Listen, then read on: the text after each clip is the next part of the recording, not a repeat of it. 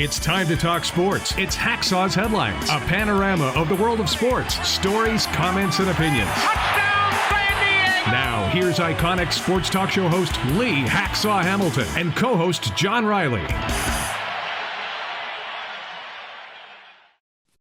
It's a Thursday. Who wants to talk sports? We do. Good afternoon, everyone. This is Lee Hacksaw Hamilton on location, along with my producer and co-host John Riley. John is based at our San Diego studios. I'm broadcasting from my cottage high in the Adirondacks near the New York-Canadian border. John, we got an awful lot to get done. I hope from a technical standpoint we can make this work for all of our viewers up and down the West Coast and Southern California. Where do you want to start? Because we got a lot to talk about. There's so much going on, and right now, back here in San Diego, we are fired up for the Padres. We're going into the playoffs. This is the first time we've been in the playoffs in 2020 was great, but it's been since 2006, right? Since we were in the playoffs legit. So we're all looking forward to the games in New York. I give the Padres a lot of credit. They grinded through a lot of adversity, starting with the Fernando Tatis situation, John, and then you add into that a wide variety of injuries, a beleaguered pitching staff. But right now they seem to be hitting on all cylinders as they open the series with the New York Mets. Now, piece of history, John. The Padres are 3-14 in postseason baseball dating back to 2006. That's not much of a track record. They're going to have their hands full, but they're facing a New York Mets team that did not finish the season on an upbeat note. They got their brains blown out in a must-win series against the Atlanta Braves. The Mets fell out of first place into second place. So we've got a Padre team that seems to have put it all back together. They got a Mets team, although they're playing at home at Citi Field, which to me has to be a real positive. This is going to be an enormous pick'em series. Now let's start first of all with the Padres. Yu Darvish gets game one start. This guy's had a spectacular season. 16 wins on the year. Phenomenal from the All-Star break on, John. His postseason career record, though, in the playoffs is only 2-5. His ERA in the playoffs is 5.18. So he's gotten banged around a little bit in postseason play. But here's a really interesting statistic. I went back and researched this. The guys that are going to start in the 3 playoff games for the Padres in New York all have better records on the road this year than they do at Petco Park. Go figure that one out. Yu Darvish, 9-3 on the road, 3.50 ERA away from home. Pretty impressive. Blake Snell, who's been erratic, he's up, he's down, he's a bit of an enigma, but he's finished really upbeat. Blake Snell on the road, 4-2 this season, with a 3.06 earned run average. You're going to have to trust him at Citi Field. And then Joe Musgrove, who started like a house of fire, cooled off, didn't get any run support at all. Joe Musgrove is 7-3 on the road this season with a 3.06 ERA away from Petco Park. So if I'm giving a ball to guys, these are 3 proven guys on the road that I think are going to have some success. Now, Musgrove, there's a weird statistic. As good as Joe has been, as competitive as he's been, John, Joe Musgrove has won only 2 of his last 20 starts, dating back to just before the All-Star game he's pitched, in a lot of bad luck. It looks like the bullpen starts. He's been really good. The offense didn't score until late, when he was done. So he seems like he's got the mojo back. I will say this. The bullpen looks as if it's come back together. Josh Hader has had more really dominant outings than an odd bad outing in the last 3 to 4 weeks. The setup guys, for the first time in a while, all look like they're completely healthy, whether that's Nick Martinez, whether that's Robert Suarez, whether it's the guys that counted on to give them the 6th and 7th innings to get them to the 9th. It's tough, though, to have grinded through 162 games, get on a plane, have one off day, and then have to go face the New York Mets. Now, those are positive numbers. We talked about the pitchers. My biggest concern, and I'll let you respond after I get done throwing these numbers at you, the batting order. Manny Machado, I think, has had an MVP-type season. However, Manny, in the last couple of weeks of this grind, hitting only .234. Juan Soto, hitting 198. Period, exclamation point. Just not the same player that he was in Washington. Josh Bell's been in and out of the lineup. Josh Bell in the heat of this pennant race to get him to the wild card spot, hitting only 162. And Trent Grisham is MIA. At one point this past weekend, he was hitting 080. Will Myers is hitting better. Kim, I think, has been pretty selective and I think successful. Cronenworth's season-long batting average isn't very good, but his last month or so has been pretty productive. And I don't know what they got behind home plate in terms of offense. I'm really concerned. How are they going to score runs? Because in all honesty, John, have not scored a lot of runs. So your comments on the bats. Well, first of all, the team overall plays better on the road, right? It's not just the pitching, but the hitting as well. I think the Padres have a winning record against the Mets.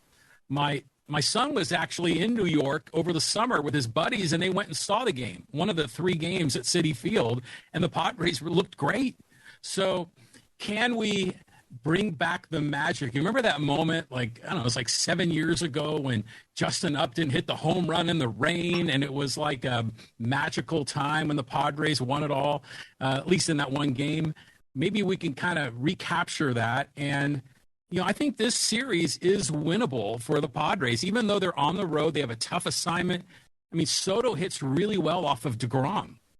The Padres beat Scherzer earlier this year. I mean, this is going to be a great competitive series. I think the intangible thing, if a starter gets in trouble, I think the Padres, because of the extra starters they have, can go to the bullpen and hope that Sean Manaea will give them a good outing, filling innings if somebody struggles right out of the gate. Manaea's had back-to-back pretty good starts after they took him out of the rotation and gave him extra rest. There is a bit of an issue with Mike Clevenger. He's now on the injured list. They don't know whether or not he's got COVID. He did not join the team on the trip to New York. He's passed one COVID test. He must pass a second. But he could be a wild card in this whole thing in terms of long relief. So I think it's right there for the Padres, but look who they're facing. All right. Let's talk about the Mets. Okay. This Mets team is loaded. Yes, Scherzer has had some ups and downs physically, but come postseason, we know track record Max Scherzer. Jacob deGrom has pitched really well since coming off nearly a year's layoff for all the arm problems. Very dangerous guy. Lost in the conversation is the Mets pitcher they got from the Oakland Athletics, Chris Bassett. I think he's got 15 wins on the season. Wow. And then waiting in the wings, there's Carlos Carrasco, veteran guy, ex-Cleveland Indian guy. Brings some real credentials there. And I haven't mentioned Taijuan Walker, former Seattle Mariner, who's just a really feisty competitor. And, of course, they've got Diaz out of the bullpen, which is superb. Now, in terms of the batting order for the Mets, Jeff McNeil just won the National League batting championship. Hit 326, kind of an anonymous 326, John, but he hit very well. They got Peter Alonso, 40 home runs, 270 batting average. The unsung hero in their batting order and a dangerous guy is their second baseman who came from Cleveland. And I think that Francisco Lindor, he can hit home runs. He does hit for average. He does put the ball in play. So I think the Mets are a pretty good lineup. Starling Marte's been hurt. I don't know whether he's going to be ready to play in the Friday night game. But that guy hit 297, and he makes things happen at the top of the batting order. So to me, it's a really intriguing New York Mets team. I think a very good New York Mets team. And I think it's a flip the coin in the air series. I don't know who's going to win this one. I am really concerned about the Padres' lack of runs, but the Mets have to be a little bit concerned about maybe their starting pitching with starters 1 and 2. It's a best-of-3 series. The guy that wins game 1 puts himself into the driver's seat. John, I'm flipping the coin. Who do you think is going to win? Well, I got to root for the Padres, right? And I think they have a legit shot. I mean, it's my heart and my head saying both. And then even DeGrom, I mean, how long has he been off the injured list? I mean, he still isn't 100% dependable DeGrom, is he? He's not vintage DeGrom, but DeGrom has had some really good outings. So it will be fun. They play Friday, Saturday, and Sunday if there is a third game. Okay, let's go from the Padres. You want to talk about the other team that we paid a lot of attention to in the National League West. Yeah, well, I mean, here we go. I mean, the Dodgers are the number one seed. It's what everyone expected. Now they're going to start. Well, they get to bye the first round, and they're going to get the winner, right, of the Mets and Padres. I think the Padres have a better opportunity to beat the Mets than they are to overcome the Dodgers in the second round. But, you know, weird things have happened for Dave Roberts' team in the playoffs. Is it going to happen again? Dodgers, 111 wins. Not since 1906 has a National League team won that many games. That was the Chicago Cubs, who won 112. The Dodgers won 111. And you and I have talked on our podcast in the past, John. This is a Dodger team that had 5 of their 7 starting pitchers extended stays on the DL, and a Dodger team that was missing a number of relief pitchers and doesn't have everybody back and doesn't have a trustworthy closer right now just because of what has happened in their bullpen. Now, they still won 111. You can't take that away because that batting order just wears you out. It beats your brains out. I think there's some issues here with what happens once they get beyond Julio Urias and Clayton Kershaw. If they have to go to the pen early, who's the first guy? Is it the guy that's supposed to be the third starter, Tyler Anderson? Is it Tony Gonsolin, who's had one outing after coming off the injured list for an extended period with a forearm problem? They don't have Blake Trinan in the bullpen. How much can they use Dustin May, who missed a chunk of the season, obviously rehabbing the forearm surgery, then went back on the injured list with back problems. Now he is back throwing. So the Dodgers have some iffy situations if their starting pitching does not give them quality outings right out of the gate. But here's the issue. Dodgers get 5 days off between now and next Tuesday, John, and that 5 days makes a world of difference, especially to these pitchers who I think have got some ailments. I don't think they care who they play. I do firmly believe that the Dodger experience under Dave Roberts in postseason just bides them a lot. I think it really helps them a great deal because they won't see anything in the second round of the playoffs they've not seen before, whether it was playoffs, division series, championship series, or in the World Series. And you mentioned Dave Roberts. I think there's an issue here. There's an asterisk next to Dave Roberts' name because if there's a critique of a guy that's got a .633 win percentage as the Dodgers manager, highest of modern times of all the great Dodger managers, the one critique, the one asterisk, is his inability to make the right decisions as it relates to the use of pitchers. You know, whether that's Scherzer, whether that was Kershaw, whether that was Urias coming out of the bullpen. So there's a little bit of history here that I think is kind of trailing this 111-win team into postseason play. You're calling the Dodgers with this 5 days off. Well, yeah, you got to like the 5 days off. But here's an interesting scenario that someone mentioned on Twitter. Let's just pretend for a moment that the Padres go all the way. They would have to beat a 100-win team in the Mets, a 100-win team in the Dodgers, a 100-win team of the Braves, and then possibly a 100-win team of the Astros. Has that ever happened?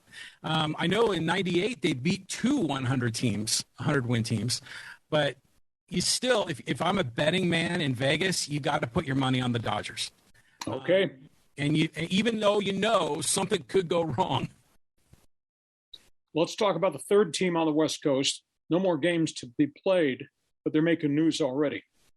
Yeah, the Angels just signed Phil Nevin to a 1-year deal to be their manager, and I'm so happy for him. You know, his family is here in my hometown of Poway.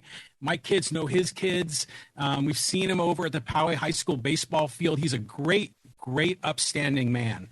And it was wonderful to see him finally get the opportunity with a legit 1-year deal to lead the Angels. And he's had some success here these last 2 months. So it's looking a little bit optimistic in Anaheim. Well, they had 2 pieces of business. One is obviously after Phil Nevin replaced Joe Madden, was Nevin the right fit? Well, the players responded. I was told from within the players responded very positively to Phil, who can be pushy. The other question, you know, could he revert all the issues they had? Because they had a lot of injuries to their pitching staff. Mike Trout was in and out of the lineup. There was no Anthony Rendon for a long period of time. the team, once it started to get the injured people back, played pretty well. Now when Nevin walked in the front door, he inherited what became a 14-game losing streak. And thought, oh, this is awful. Is this going to be his calling card? Is it going to be his end of his managerial dream to walk into a mess and not be able to fix it?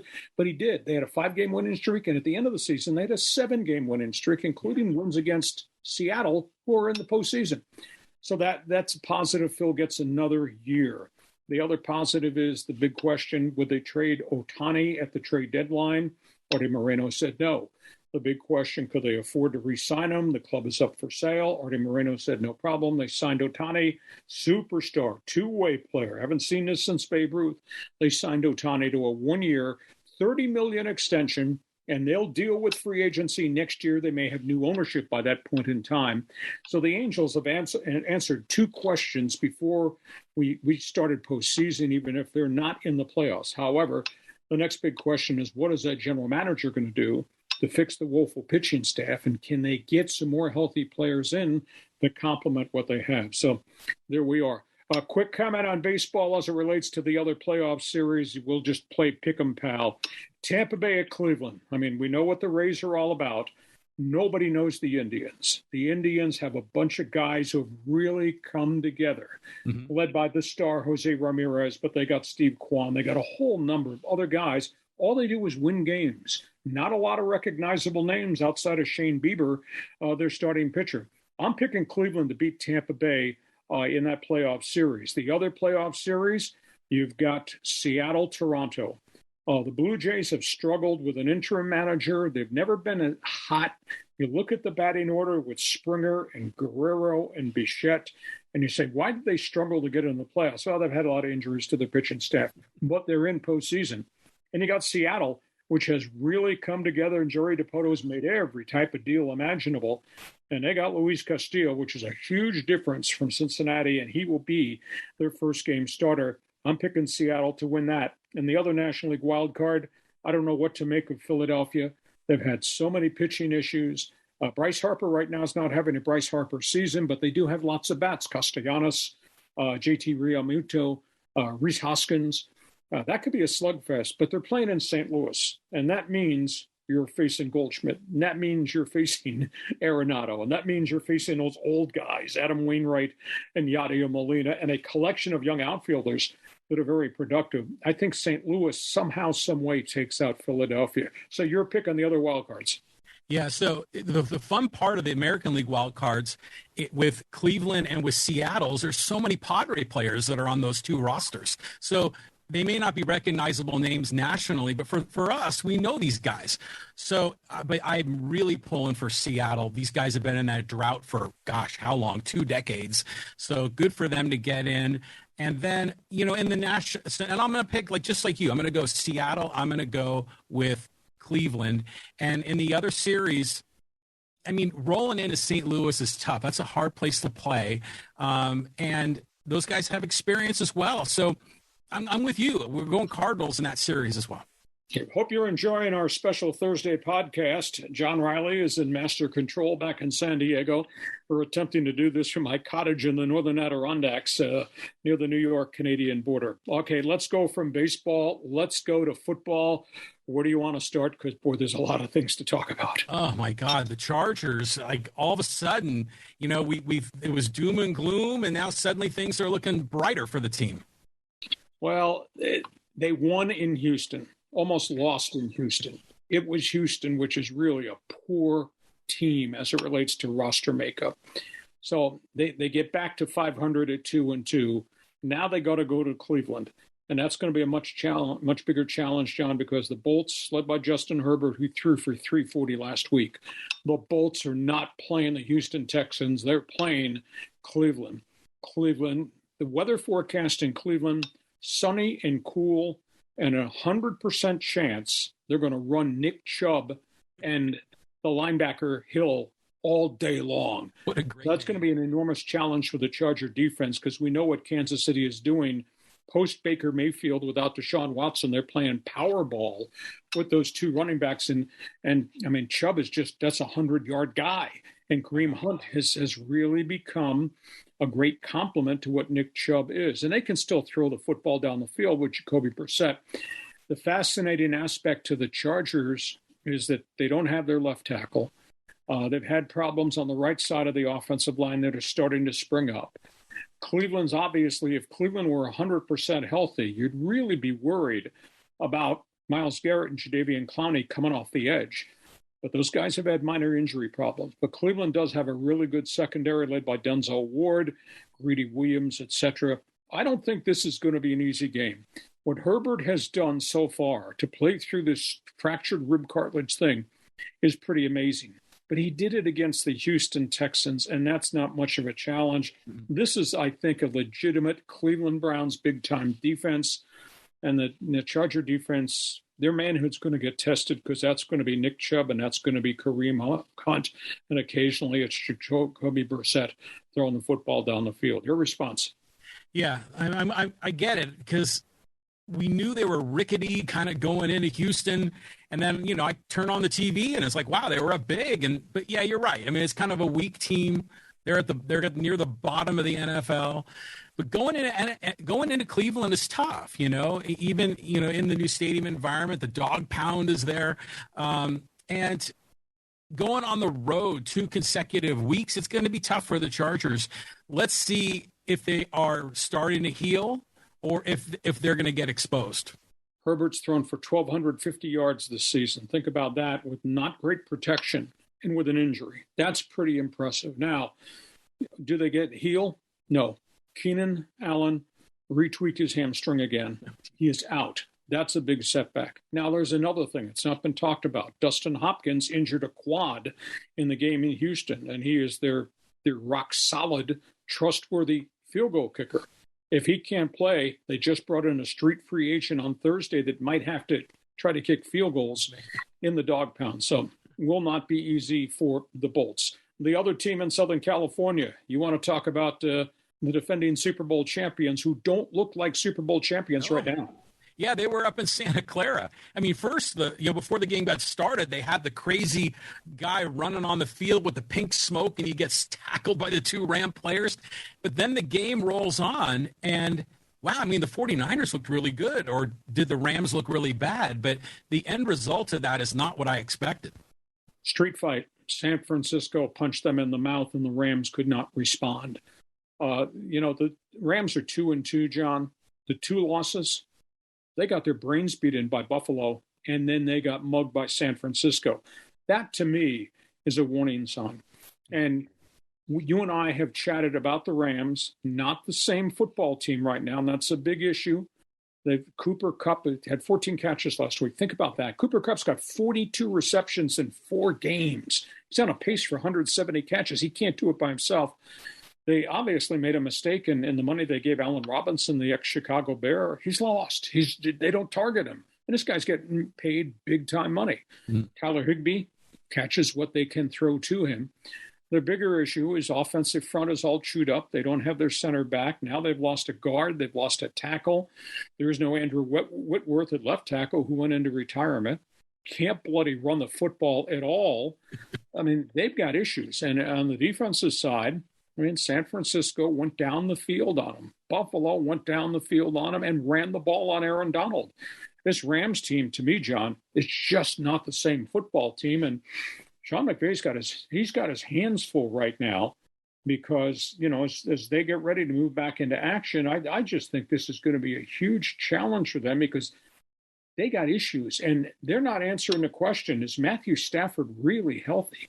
Because they're not going down the field deep. And that's, to me, it's a methodical offense, and Stafford's trying hard. He took 7 sacks last week. You can't have your star quarterback take that kind of pounding. So I think the defending Super Bowl champions are in a world of hurt. I mean, you talked about this when we did our NFL season preview about Stafford and about his injuries and whether or not he was going to be able to throw the ball downfield. But he still doesn't seem to be fully back to what he once was. Okay, let's talk about the injury story around the league that nobody's going to ignore. This is the Dateline is Miami. The whole Tua Tagovailoa concussion situation. You know, he got hammered really badly 2 weeks ago. It looked like he had a concussion hitting his head, back of his head on the field, staggered coming off. They said it was a back injury, back spasms, impacted his legs. He came back and played in the second half and played really well. He took a ferocious hit the following week. He is in concussion protocol, and he is out indefinitely, not just this weekend's game, but he could be out maybe 3 weeks. There's been a huge uproar, John, about the NFL protocol. Was it handled correctly? Was it not handled correctly? Did somebody make a mistake? Is somebody making exceptions because it's the Miami quarterback? Well, I was told via my communications on email that Tua went through concussion protocol with the first injury, and they ruled it was not a concussion, it was a back. The Tua, after that game, even though he came back in the second half, played well, he was examined for concussion symptoms every day leading into the next game. He never showed any concussion symptoms, so he was good to go in the next game, and then he got hurt. Now, they fired the lead consultant. They said that there were mistakes made in the procedure in investigating to his injury.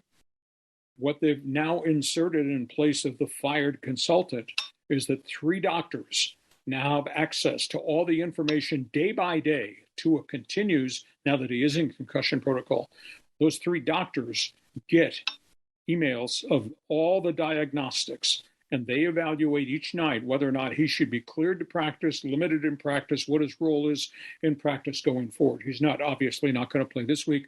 I tend to think that maybe he's out 3 weeks. The scary thing to me, and I can't get the picture out of my mind, and I'm a historian. I don't know if you've ever seen the picture of Frank Gifford, the New York Giants legend, the running back, who got knocked unconscious by Philadelphia Eagles tough guy linebacker Chuck Bednarik. And Bednarik stood over horizontally in a coma, Gifford, and pointed at him. Gifford never played again that season. That's a big issue. And I flash back to my days as the voice of the Chargers. Super Bowl quarterback Stan Humphries took 1 hit. Guy ran over him in Cincinnati. Significant concussion. Never played again. So this whole concussion thing really scares me.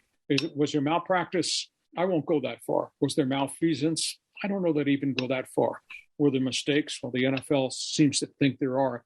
There's been a massive uproar of players around the league, led by Rodney Harrison from NBC TV, the ex-Charger, who says you don't want to deal with CTE. And Jalen Ramsey and the Rams, who said this league must take care of its product. Its product are the quality players. We can't have this going on. So the story's far from over. I don't know how long Tua is going to be out. So that's my long-winded reaction with all the details that I've dug up. You're the fan in this whole conversation. What do you think? Well, obviously a tragic situation. We're all wishing the best for Tua to recover and get back on his feet and be a healthy human, much less, a healthy athlete. But I think this time seems a little bit different. I mean, the reaction from the fan base, the reaction from the media calling out the NFL, people were real. Like you say, they were angry. People were on Twitter just lighting it up. I mean, really digging in on this. And you look at the tragedy of someone like Junior Seau with the CTE, and there's a long list of other players that have had such difficulty. The NFL has a problem on its hands. The NFL has to find a way to fix this, to clean this up. And do they need to change rules more? Do they need more protection? They're going to need to really step up. They can't look the other way. And then meanwhile, in college ball, the San Diego State quarterback gets hit, the Oklahoma quarterback gets hit, and these are younger kids, and they are victims of this as well. So the sport collectively really needs to take a hard look at itself, because parents down at the youth level are going to be reluctant to have their children play football, and then that begins to erode the sport overall.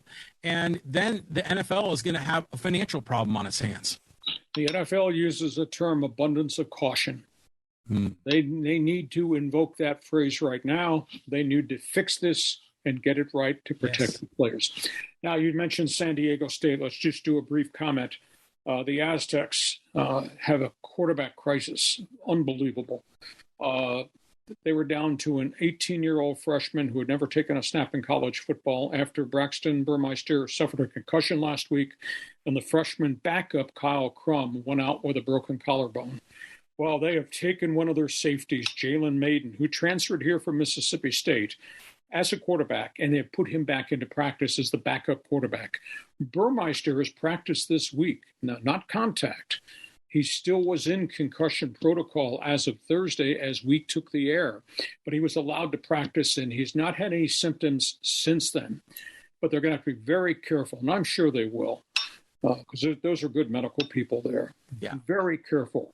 But at the end of the day, even though you got Burmeister back and Maiden, who has played bits and pieces as a backup quarterback, left-handed thrower, even though you got those guys as quarterback, that does not solve the real problem, which is the leaky young offensive line. And that becomes a really big issue at San Diego State. The eject button was hit. Jeff Hecklinski, longtime assistant to Brady Hoke at Ball State and at Michigan, gone. Jeff Horton replaces him. Horton is a former offensive coordinator, has good credentials, but his whole mantra is run the ball, run the ball, run the ball. Mm-hmm. They can't run the ball very well because of a young offensive line, and they surely can't pass protect very well either because of a young offensive line. So this bears watching. Unique, the ability to get a guy who's a proven commodity in Ryan Lindley to come back home, ex-Aztec record-setting quarterback. He and Kevin O'Connell were phenomenal for a 6 or 7 year run. He had been with the Cleveland Browns as an administrative assistant, learned in the NFL game, went to Mississippi State working under Mike Leach. Guy's got credentials, guy's got intelligence, but at the end of the day, he'll stabilize and give some leadership because he's such a younger coach, but he can't fix the offensive line and he can't take the workload off the quarterback if they can't run the football. So unbelievable amount of turmoil. Aztecs play Hawaii. They should handle that game easily, but they still got to go to Fresno State, and they still got to play Vegas, which is the surprise team in the league, and they still got to deal with Air Force Academy's power run game. So there's a lot of things out there that Brady Hoke still got down road, but he's got to put this fire out, and they really need to evaluate what they're going to do, an offensive coordinator. I maintain they need to go get a hot young assistant coach who can not only coach the passing game, but can recruit quarterbacks that come in here to be part of the passing game. That's off the top of my head. That's a quick comment on the Aztecs. Your turn. Yeah, I mean, just the way it's spun out of control and the depth chart, they're reaching down deep. I mean, now the walk-ons are probably, in the number 2 or number 3 on the depth chart. So it's kind of crazy how everything can change so quickly. But that's the situation they're in. But they're playing at home, right, this weekend. So let's just hope they can find a way to win and kind of get going to the best of their ability as they get into the conference play. Quick comment, USC is unbeaten. Thank you, that head coach. Thank you, Caleb Williams, that quarterback. They look pretty good. UCLA is unbeaten. That's a real surprise. The fact that they ran roughshod over the University of Washington really stunned me. I don't know how deep into the season that Chip Kelly is going to go with their ability, but right now, those two teams are doing pretty well. One other topic on the table, John. Let's leave football. Let's quickly go to a scandal of unbelievable proportions. You and I have talked soccer, English Premier League, MLS, the teams in San Diego. This investigative report about sexual harassment in the NWSL, the National Women's Soccer League, is deplorable. 5 organizations are being criticized for allowing a culture to go on in which coaches berated all the female players in the NWSL. A groping incident, intimidation, sexual harassment. 3 coaches have already been removed. The president and general manager of the Portland franchise have just been forced to resign. I'm not going to say that the National Women's League is about to topple, but they need a house cleaning at the top from commissioner on down, because this is a horrific story as it relates to what went on unchecked. And I know the women on the U.S. national women's team who are playing England, getting ready for the World Cup, the women on the U.S. national team have been enormously critical of soccer's leadership for allowing this to go on for such a long period of time. This is nasty, it's dirty, it's ugly, but it is taking a step in the right direction. Now they must follow up by making the personnel moves to get the right leadership there to clean up this mess that was allowed to go on unchecked for decades. Yeah, it's incredible how this problem of, sexual harassment is in almost every league. We're seeing it in the NBA. We've talked about that in the NFL. I mean, it's everywhere, and it's sad. It's tragic because there are victims that are involved here. And you would think that why aren't these athletes learning this? I mean, why are they not getting, staying in their lane and getting on the straight and narrow?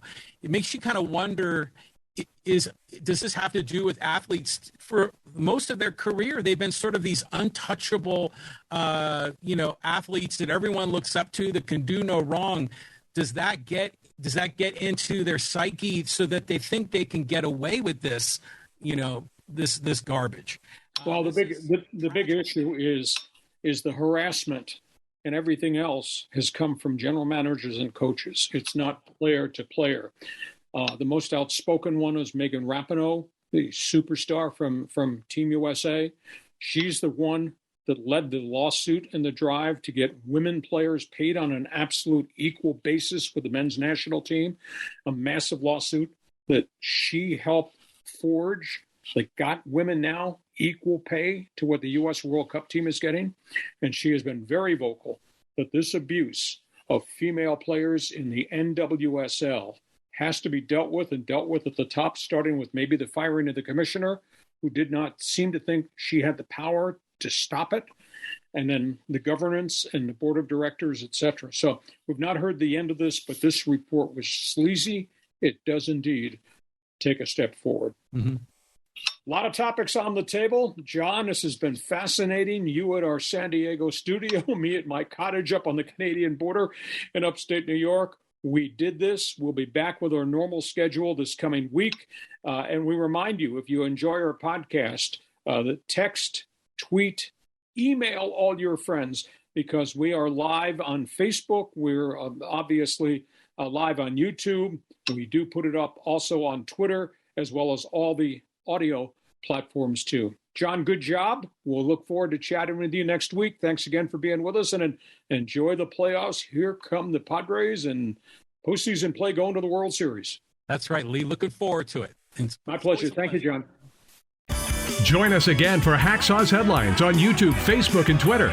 And find the audio version on your favorite podcast apps. Touchdown, San Diego! For more content, go to LeeHacksawHamilton.com.